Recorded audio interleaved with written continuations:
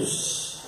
Então, nós vimos na última aula sobre a conversão de Saulo. Como é que foi a conversão de Saulo, Maria? Ele estava andando em um cavalo, indo para Damasco, e de repente uma luz muito forte ofusca Saulo. Ele cai do seu cavalo, fica cego, e uma voz, a voz de Jesus, fala com ele: Saulo, Saulo, por que me persegues? Vocês já ouviram isso na vida de vocês? Tomara que não, né? Hein? Rubens, Rubens, por que me persegues? Já pensou? Meu Deus, Camilo, Camilo, eu perseguia. Eu era um perseguidor de crentes, né?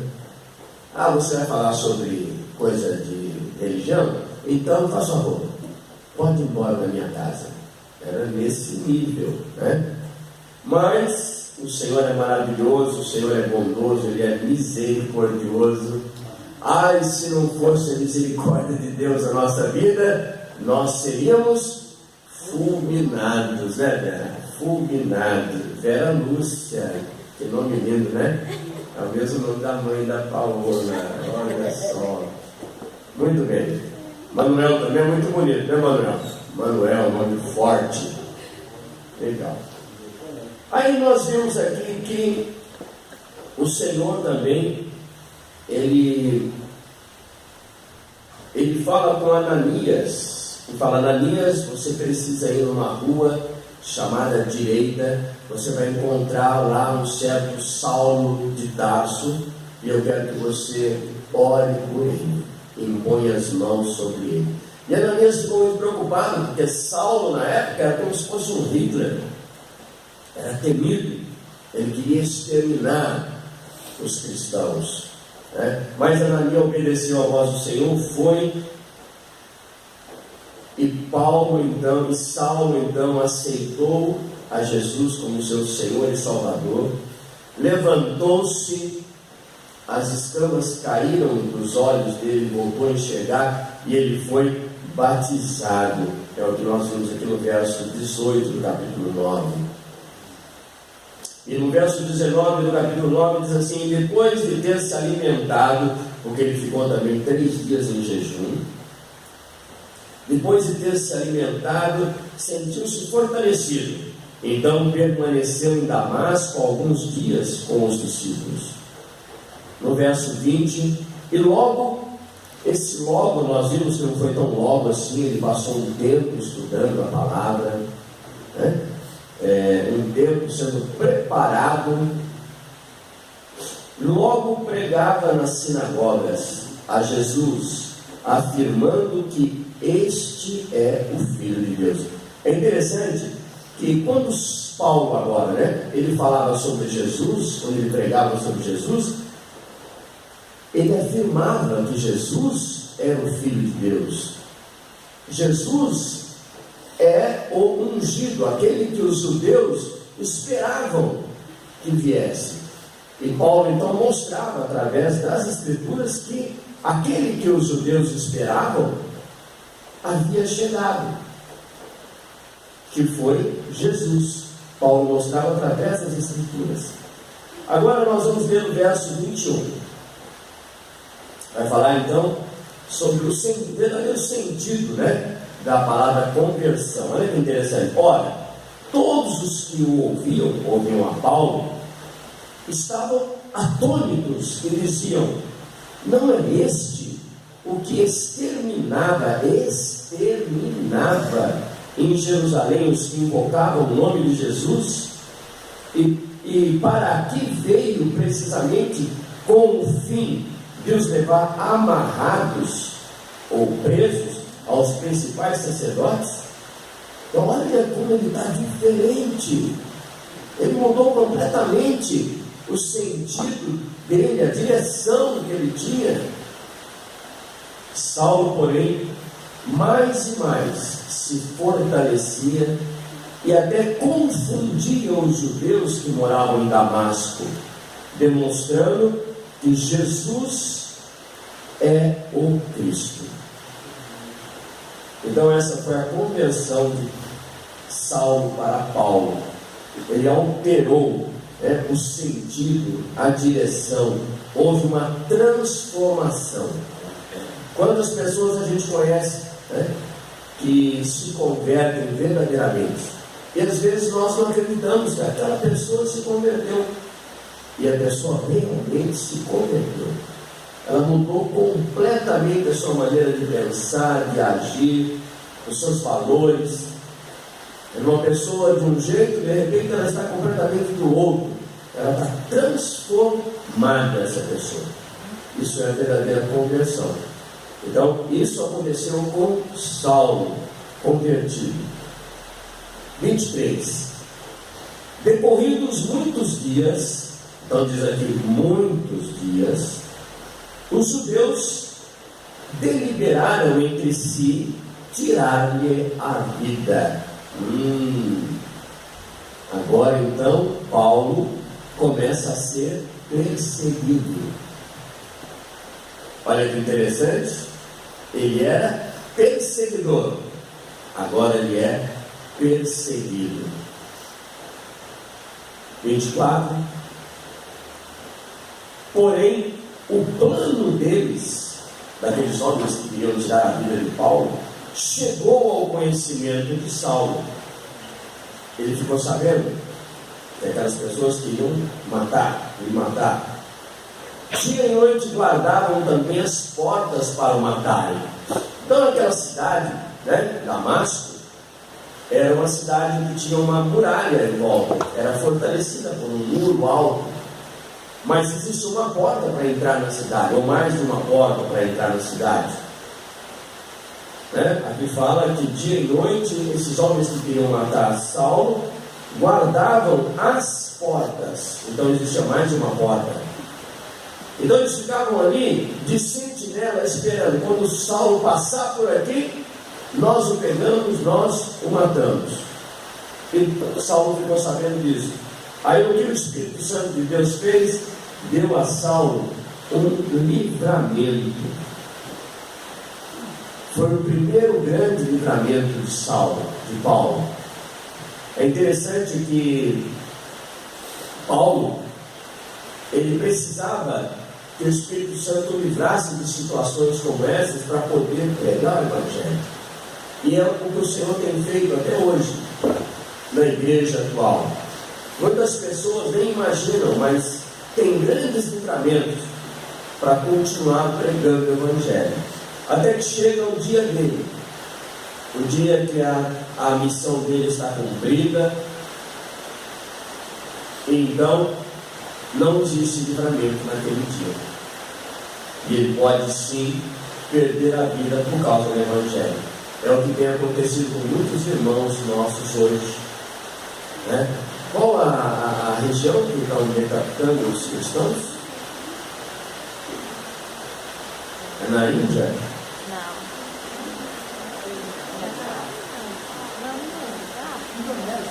Indonésia? Tem uma região, eu vou ver direitinho, mas tem uma região que estão matando os cristãos. Indonésia.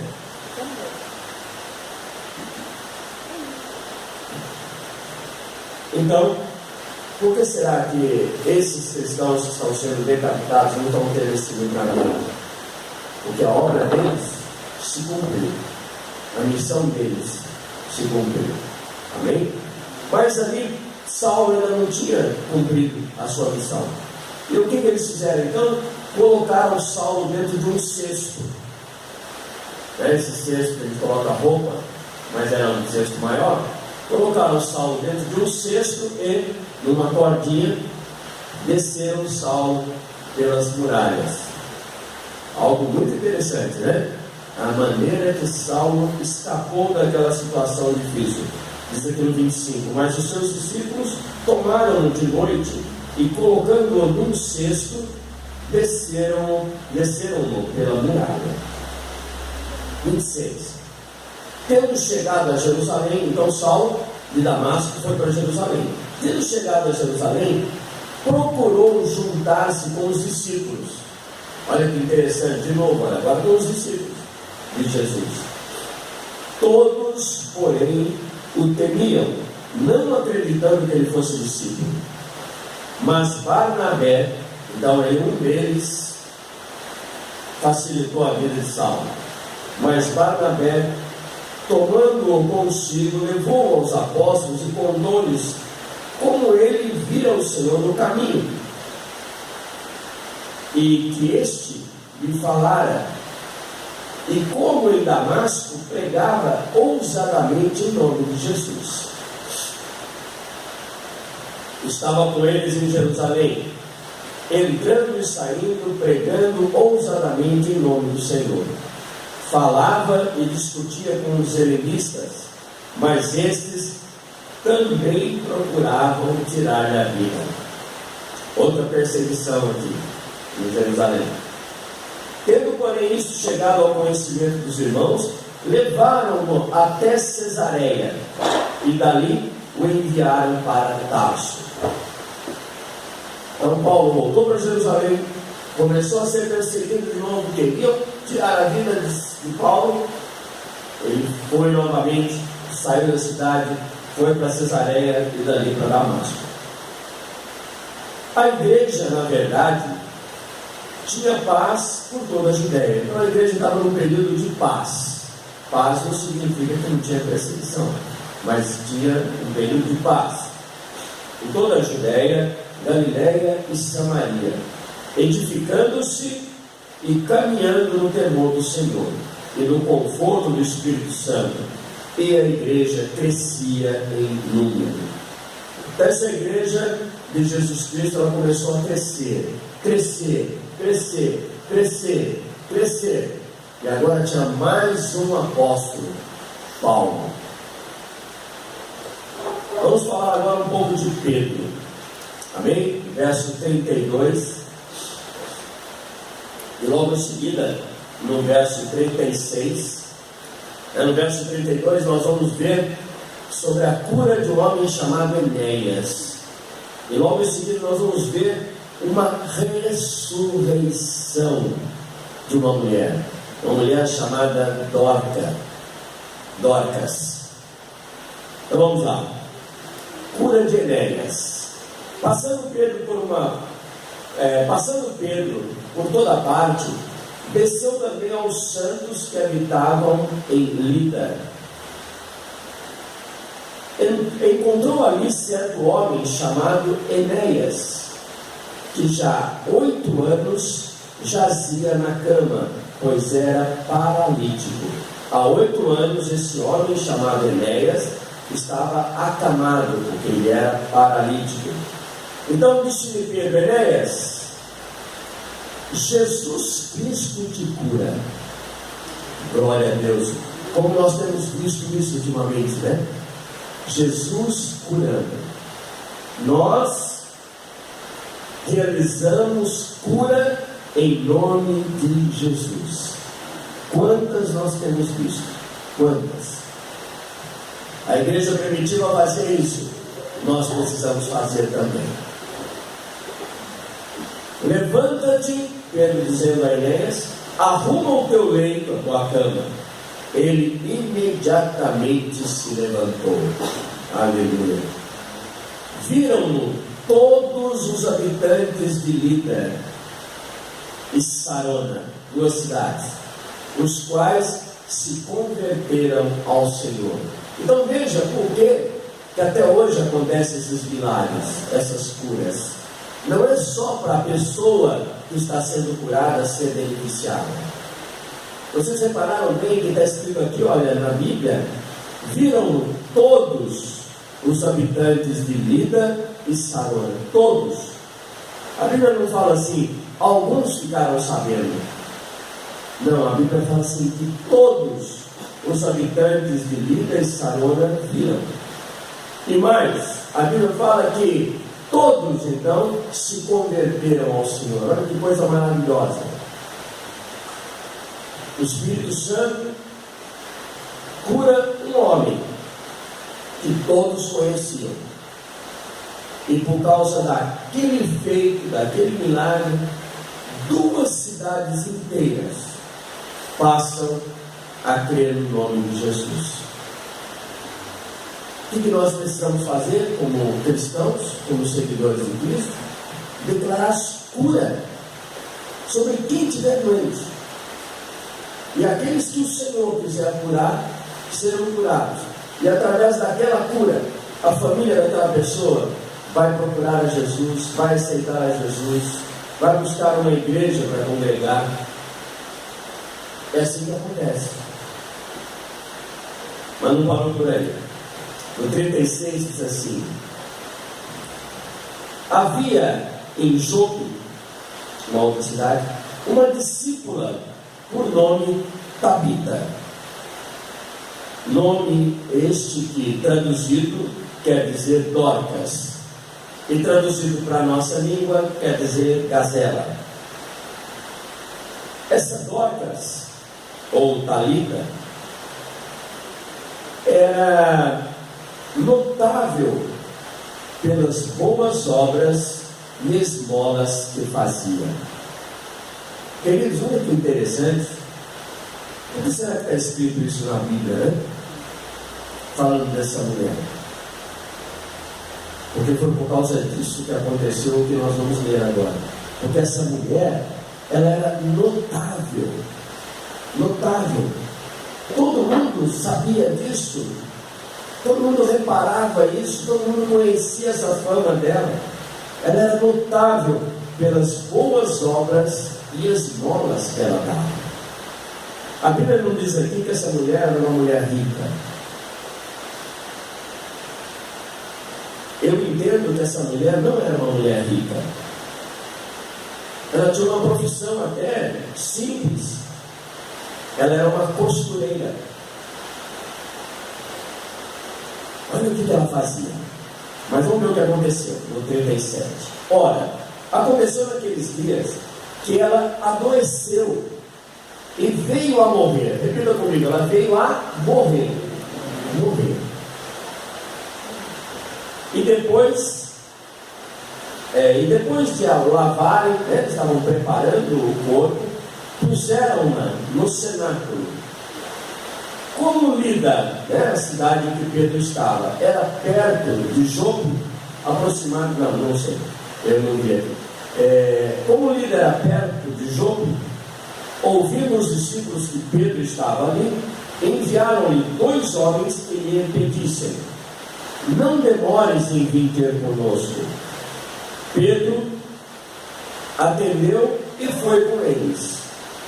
Tendo chegado, conduziram Pedro para o cenáculo, e todas as viúvas o cercaram. Então, quando Pedro chegou, todas as viúvas cercaram Pedro. Lembra a viúva? Viúva naquela época era uma pessoa assim marginalizada, era uma pessoa que a sociedade não tinha como uma pessoa importante. Eram pessoas geralmente pobres, porque não tinha ninguém para cuidar delas, não tinha maridos para cuidar delas. Então eram pessoas carentes. Essas viúvas o cercaram chorando e mostravam-lhe as túnicas e vestidos que Dorcas fizera enquanto estava com elas. Então imagine a cena: Pedro chega e viúvas, pessoas mais carentes, chegam em volta dele, ao redor dele, e falam: olha, Dorcas, ela faleceu, mas olha só, ela fez esses vestidos para nós, ela era tão boa, ela costurava para nós, e tem mais, nós nem tínhamos dinheiro para comprar os tecidos, mas ela assim mesmo, ela se dava um jeito, comprava os tecidos, costurava para nós. Uma pessoa boa. Estavam intercedendo por Dorcas. Chorando, mostravam-lhe as túnicas e vestidos que Dorcas fizera enquanto estava com elas. Mas Pedro, tendo feito sair a todos daquela sala, pondo-se de joelhos, orou, e voltando-se para o corpo, disse: Tabita, levanta-te. Ela abriu os olhos, vendo a Pedro, sentou-se, e ele, dando-lhe a mão, levantou-a, e chamando os santos, as pessoas que estavam ali, especialmente as viúvas, apresentou-a viva. Já imaginou que alegria, que coisa maravilhosa. Isto se tornou conhecido por toda a cidade de Jope, e muitos creram no Senhor. Pedro ficou em Jope muitos dias, em casa de um curtidor chamado Simão. É um curtidor de couro, uma profissão na época, chamado Simão. Bom, eu gostaria de falar sobre essa ressurreição de Dorcas. Interessante que aqui no Novo Testamento, né, nós vamos encontrar 3 situações em que Jesus ressuscita alguém. Os irmãos se lembram?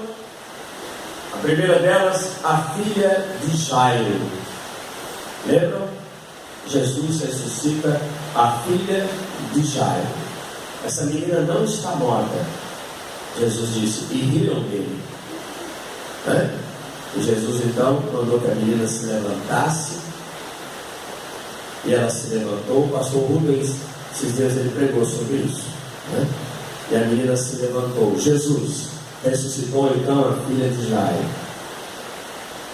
Um outro que Jesus ressuscita, vocês lembram? Jesus estava vindo numa estrada com todos os seus amigos, seus discípulos, todos felizes, cantando, adorando, e de repente eles se encontram com uma outra multidão vindo também naquela mesma estrada, chorando, tristes, porque estavam acompanhando um funeral. O funeral nunca é feliz, né? Não existe um funeral feliz, né? Por que não existe funeral feliz? Porque a morte não é algo natural para nós. Nós não fomos feitos para morrer. Então nunca é feliz.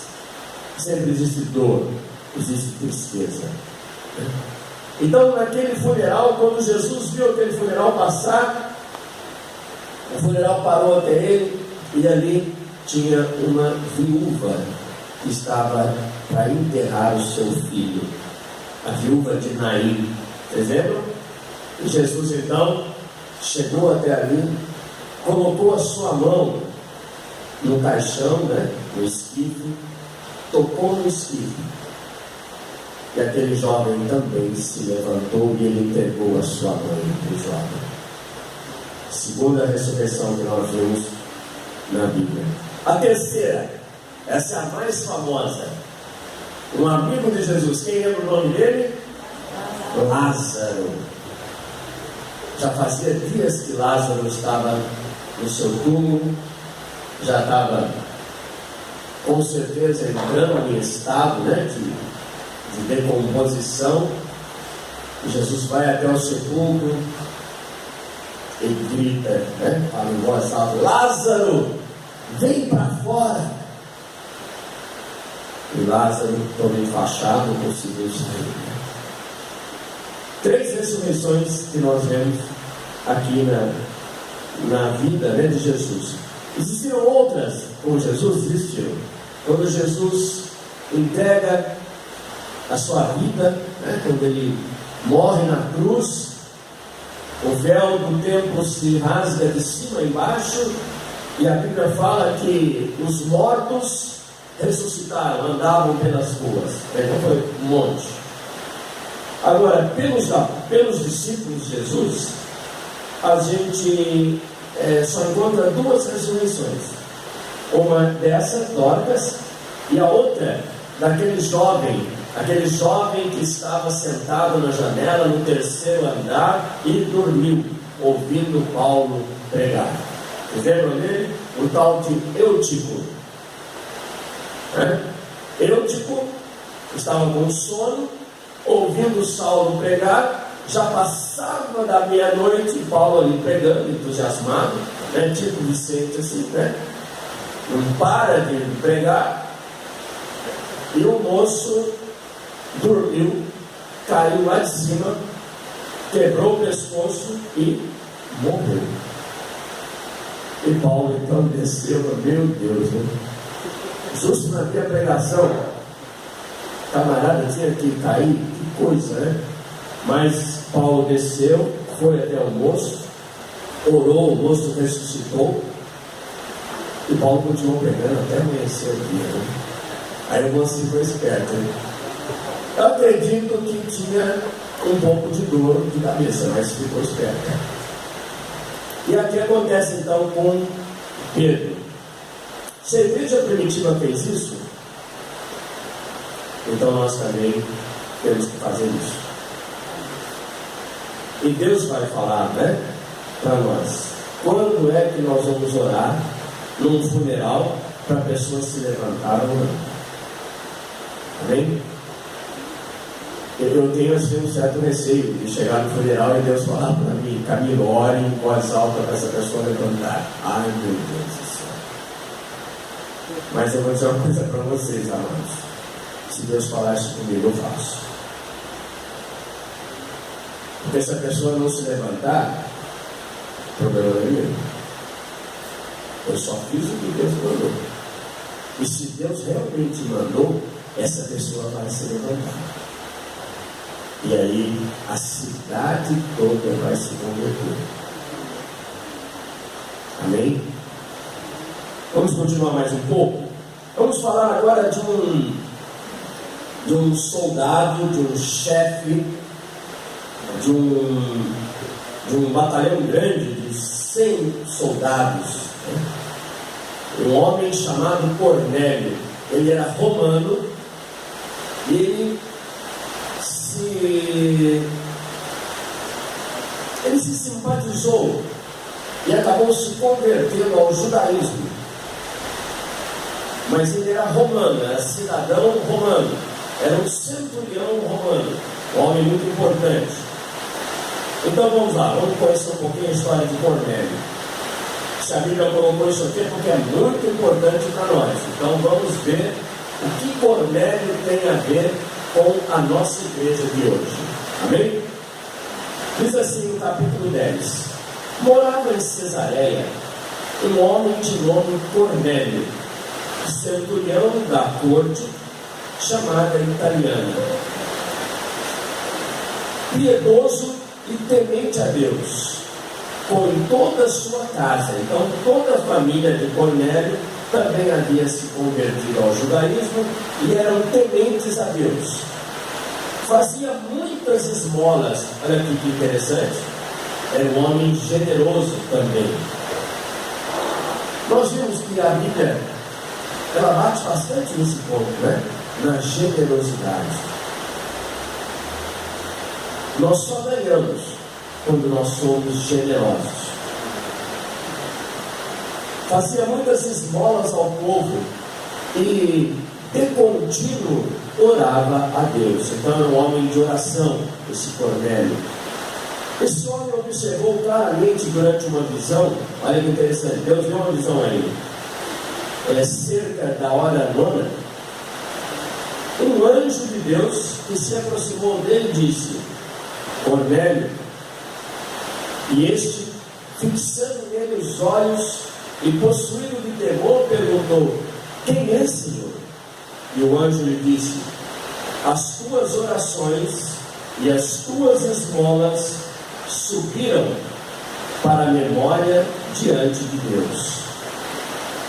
Agora envia mensageiros a Jope. Lembra? Pedro estava lá em Jope. Envia mensageiros a Jope e manda chamar Simão, que tem por sobrenome Pedro. Ele está hospedado na casa de Simão, o curtidor, cuja residência está situada à beira-mar. Então esse anjo que apareceu ao Cornélio deu uma ordem específica, né, bem clara para Cornélio: manda buscar este Simão Pedro, que está em tal lugar, em tal casa, em tal bairro. Logo que se retirou, o anjo que lhe falava chamou 2 dos seus domésticos, 2 dos seus empregados e um soldado piedoso dos que estavam ao seu serviço. E havendo-lhes contado tudo o que acontecera, enviou-os a Jope. No dia seguinte, indo eles de caminho, E estando já perto da cidade, aconteceu uma outra coisa. Simultaneamente, subiu Pedro ao eirado por volta da hora sexta, a fim de orar. Estando com fome, quis comer, Pedro. Mas, enquanto lhe preparavam a comida, sobreveio-lhe um êxtase. Pedro, então, ele subiu num certo lugar, enquanto estavam fazendo o almoço para ele. E ele entrou em êxtase, ele estava em oração. E o que aconteceu quando Pedro, então, entrou naquele êxtase, conforme diz a Bíblia, no verso 11? Então viu Pedro o céu aberto e descendo um objeto como se fosse um grande lençol. Olha a lição que nós vamos aprender hoje. Pedro viu um objeto descendo do céu como se fosse um grande lençol, o qual era baixado até a terra pelas quatro pontas, contendo nesse lençol toda sorte de quadrúpedes, répteis da terra e aves do céu. Então ali tinha leitãozinho, tinha galinha, tinha lagarto, tinha vários bichos aqui, quadrúpedes, répteis e aves, naquele lençol. E ouviu-se uma voz, na visão de Pedro, ouviu-se uma voz se dirigia a ele, dizendo: Pedro, levanta-te, mata e come. Uau! Mas Pedro replicou na visão dele: de modo nenhum, Senhor, porque eu jamais comi coisa alguma comum e imunda. Por que Pedro estava dizendo isso? Pedro estava dizendo isso porque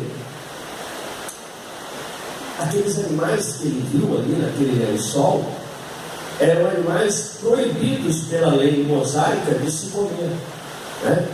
Até hoje, aqueles que seguem a lei mosaica, os judeus, eles não comem diversos tipos de carne. Por exemplo, carne de porco. Eles não comem. Por quê? Porque na época em que Deus deu a lei a Moisés, Deus deu essa lei por quê? Porque muitas pessoas estavam morrendo por comer carne de porco. Carne de porco é uma carne que a tendência é ela ter problemas, dá problemas na saúde. O porco, como era um animal que comia qualquer coisa, era muito sujo, criado de uma forma qualquer, não tinha vacina, não tinha nada, ele transmitia muitas doenças.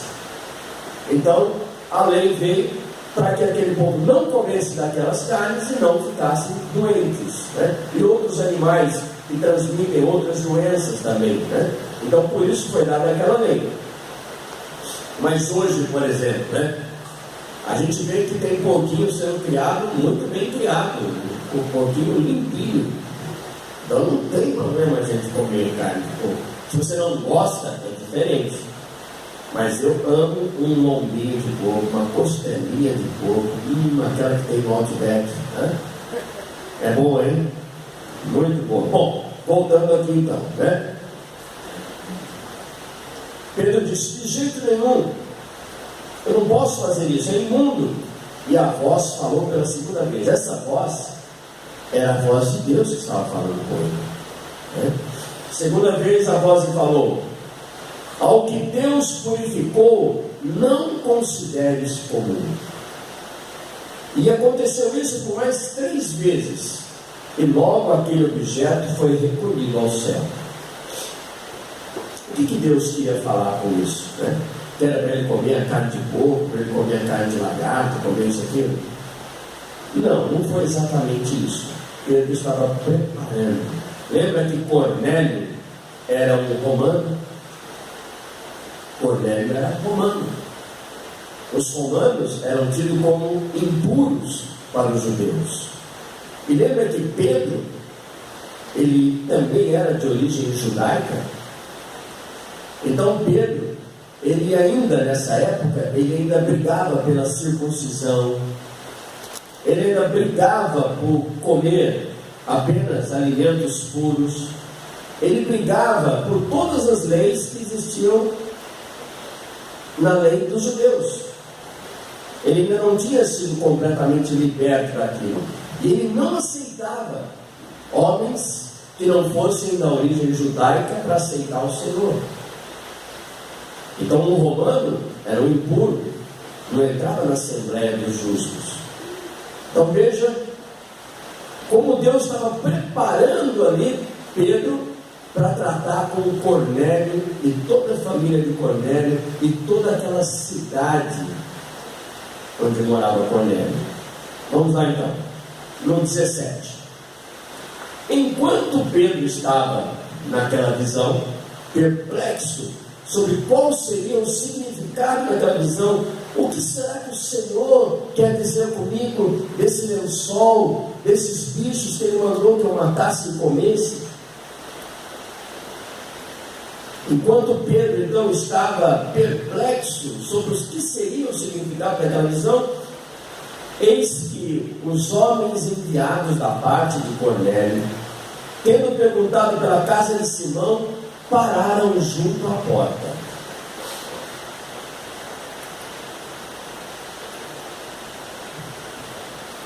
E esses homens, chamando, indagavam se estava ali hospedado Simão, por sobrenome Pedro. Enquanto meditava Pedro acerca da visão, disse-lhe o Espírito: Pedro, estão aí 2 homens que te procuram. Voz do Espírito. Levanta-te, pois, desce e vai até eles, nada duvidando, porque eu os enviei. Olha que coisa linda. O Espírito Santo conta tudo para a gente. Conta tudo para a gente. Lembra Ananias? Vai até aquele homem chamado Saulo. Eu estou te enviando. Agora aqui o Espírito Santo fala: Pedro, pode atender esses homens. Eu é que os enviei. E descendo Pedro para junto dos homens, disse: Aqui me tendes, sou eu a quem buscais? A que viestes?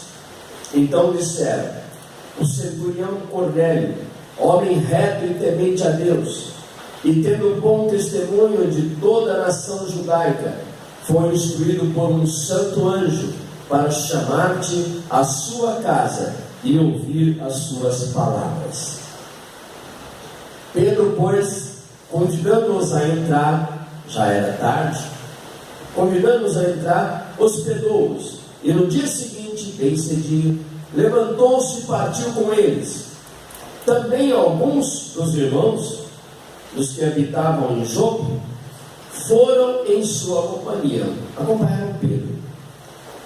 E no dia imediato entrou em Cesareia. Então, desde que Cornélio teve aquela visão e mandou que aqueles homens fossem buscar Pedro, e que Pedro chegou até a cidade de Cesareia, foram aproximadamente 4 dias. Cornélio estava esperando por eles. Cornélio estava esperando por eles, e como devia estar ansioso, né? E tendo reunido seus parentes e amigos íntimos, ou seja, Cornélio fez ali uma assembleia. Ele deve ter lotado a casa dele.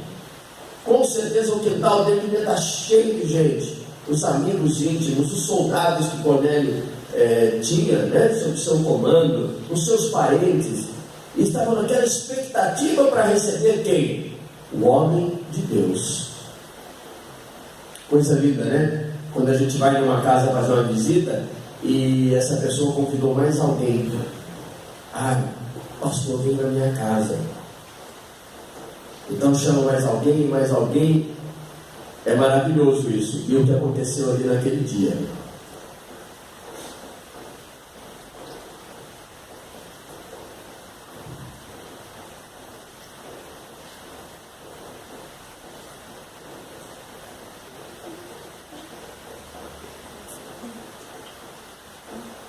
(23) 25. A Aconteceu que, indo Pedro a entrar, lhe saiu Cornélio ao encontro. Então eles estavam naquela expectativa. E Cornélio saiu ao encontro e, prostrando-se, ajoelhou-se aos pés e adorou Pedro. Adorando Pedro. Aí Pedro falou: que isso? Olha a sua, o que você tem? Para com isso. Pedro responde aqui no 26, olha: ergue-te, porque eu também sou homem como você. E falando com ele, entrou, encontrando muitos reunidos ali, a quem se dirigiu dizendo: vós bem sabeis que é proibido a um judeu. Olha só, Pedro chegou chutando balde. Esse é Pedro. Pedro, vós bem sabeis que é proibido a um judeu, como eu, ajuntar-se ou mesmo aproximar-se de alguém de outra raça. Olha que terrível. De outra raça, vocês, romanos. Mas Deus me mostrou. Aí Pedro entendeu o que aconteceu naquele lençol. Mas Deus me demonstrou que a nenhum homem considerasse comum ou impuro. Está vendo? Coisa maravilhosa. Por isso, uma vez chamado, vim sem vacilar. E pergunto, pois, por que razão me mandasse chamar? Ok, estou aqui. O que vocês querem de mim? E respondeu-lhe Cornélio. Aí Cornélio conta também a visão que ele teve. Ou seja, Deus não deu só a visão para Pedro, Ele deu também para Cornélio. Olha que coisa linda. Aí Cornélio conta: faz hoje 4 dias que por volta dessa mesma hora estava eu observando em minha casa a hora 9, ou seja, ele estava orando que nem os judeus, de oração. E eis que se apresentou diante de mim um varão de vestes resplandecentes, ele estava se referindo àquele anjo, e disse: Cornélio, a tua oração foi ouvida e as tuas esmolas lembradas da presença de Deus. Cornélio foi correto, ele disse exatamente o que o anjo falou. E o anjo continuou: manda, pois, alguém a Jope chamar a Simão, por sobrenome Pedro. Ele acha-se hospedado na casa de Simão, o curtidor, à beira-mar. E portanto, sem demora, mandei chamar-te, e fizestes bem em vir. Agora, pois, estamos todos aqui na presença de Deus, prontos para ouvir tudo o que te foi ordenado da parte do Senhor. Oh, que maravilha quando a gente chega na casa de alguém que está com sede de ouvir a voz do Senhor. É tão gostoso quando a gente começa a pregar para alguém que está sem barreiras, que está querendo ouvir. Esses dias eu estava na casa de uma pessoa e nós começamos, ele fez uma pergunta sobre a Bíblia, e aí o Espírito Santo na hora me mostrou onde estaria a resposta para aquela pergunta que ele fez, e nós começamos a ler juntos a palavra de Deus. Que coisa linda, a gente via a sede daquela pessoa, a sede. Cada versículo que a gente lia parece que uma nova revelação acontecia. É a coisa mais gostosa que tem. É o maior prazer que nós podemos ter quando alguém está escutando a palavra de Deus nessa abertura. Tenho certeza que muitos aqui têm essa experiência, já tiveram essa experiência, Eu posso lembrar a experiência do pastor Rubens lá nos presídios, quando ele começa a abrir a palavra de Deus, e o Espírito Santo vem e começa a abrir os olhos daquelas pessoas, o coração daquelas pessoas, a mente daquelas pessoas. Isso dá um prazer tão grande para nós. Agora imagine para Deus. Não é verdade? É coisa linda isso. Então Pedro falou a ele: reconheço por verdade que Deus não faz acepção de pessoas. Deus teve que mostrar o lençol para ele. com aqueles quadrúpedes, com aqueles répteis, com aquelas aves que eram proibidas para eles comerem. E Deus falou: o que eu torno limpo é limpo. Deus não faz acepção de pessoas. E Pedro disse: eu conheço, eu reconheço isso. Deus não faz acepção de pessoas, porque Pedro naquele momento ele sentiu: daqui uma família, daqui um povo que quer ouvir sobre Jesus. Pedro se emocionou, tenho certeza absoluta, que naquela hora Pedro ficou com os olhos cheios de lágrimas, sorriso de fora a fora, e continuou: pelo contrário, em qualquer nação, aquele que o teme e faz o que é justo, lhe é aceitável.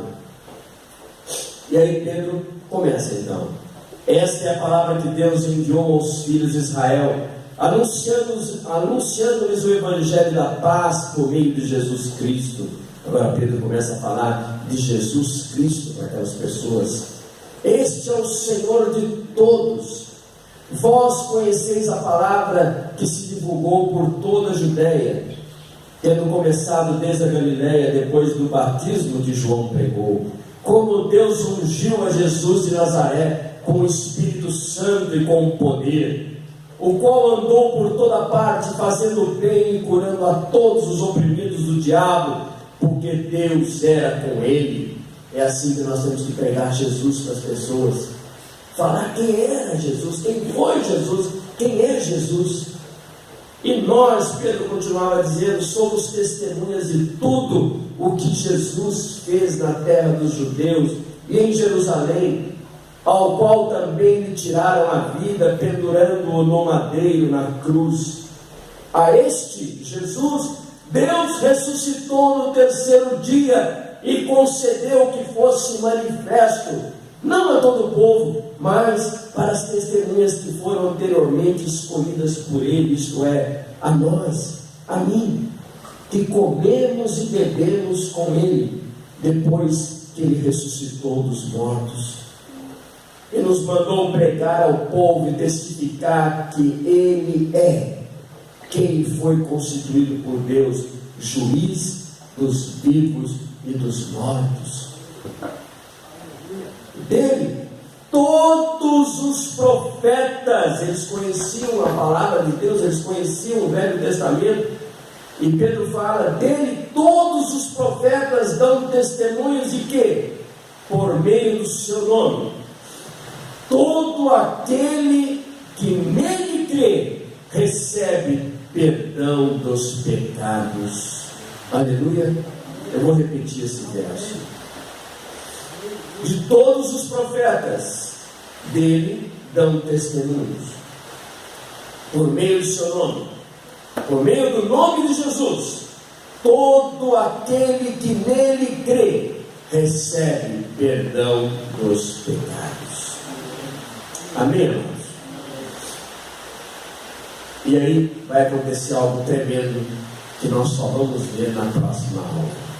O Espírito Santo vai se manifestar agora entre os gentios. Amém? Glória a Deus. Senhor Deus, nós te agradecemos por mais essa manhã, Senhor. Tu és maravilhoso em nossas vidas. Obrigado.